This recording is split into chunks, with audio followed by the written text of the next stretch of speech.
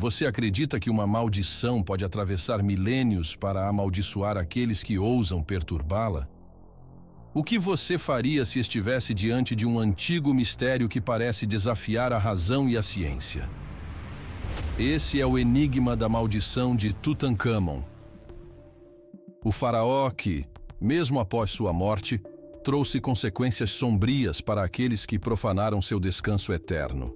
Em novembro de 1922, o arqueólogo britânico Howard Carter, acompanhado por uma pequena equipe e pelo Lord Carnarvon, seu patrocinador, fazia história ao descobrir o que muitos consideram o mais importante achado arqueológico do século XX, a tumba de Tutankhamon, um faraó que reinou ainda muito jovem e morreu antes dos 20 anos de idade. Era um achado monumental, uma tumba intacta, recheada de tesouros, artefatos e segredos há muito selados pelas areias do deserto egípcio. O que poucos sabem é que, ao abrir o túmulo, Carter e Carnarvon não só encontraram riquezas, mas também indícios de algo sombrio. Uma inscrição, de acordo com alguns relatos, alertava que aquele que perturbasse o repouso do faraó sofreria graves consequências. Embora muitos tenham ignorado a mensagem, acreditando ser apenas uma superstição, eventos estranhos começaram a surgir, e o mistério da maldição do faraó logo se tornaria um dos temas mais discutidos e temidos da época. A câmara funerária de Tutankhamon estava intocada por mais de 3.000 anos. Quando Carter e sua equipe romperam o selo, o ar viciado que escapou era o primeiro a sair daquela tumba desde o Antigo Egito. Imagine o que é abrir uma porta para o passado, sem saber o que você pode liberar junto com o mistério.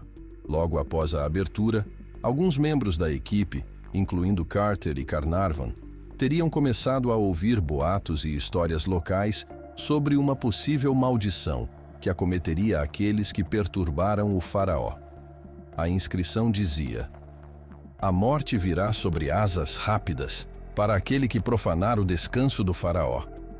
Mas será que isso era apenas uma lenda? Poucos meses após a abertura do túmulo, o primeiro evento trágico veio à tona.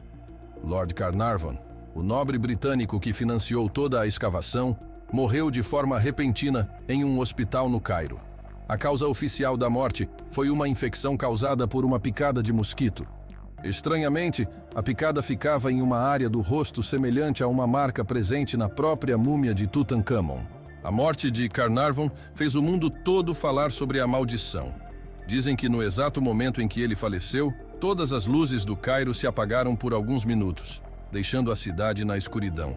Foi uma coincidência? Ou algo maior estava em ação?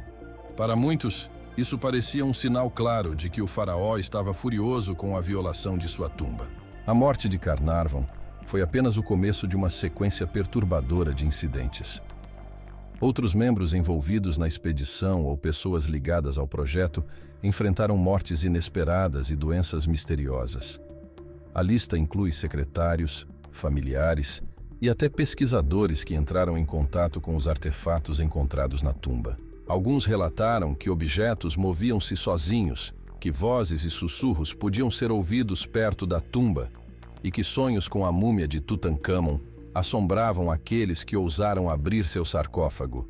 De uma forma ou outra, a história da maldição de Tutankhamon se espalhou, ganhando contornos quase míticos. Mas será que a maldição era real?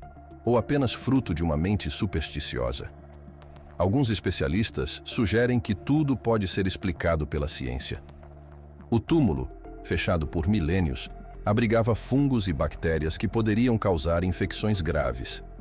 A teoria é que, ao abrir o túmulo, essas substâncias tóxicas foram liberadas no ar, colocando em risco a saúde daqueles que estavam presentes. Essa teoria pode explicar algumas das mortes, mas não explica o medo generalizado e o misticismo que envolvem a maldição de Tutankhamon.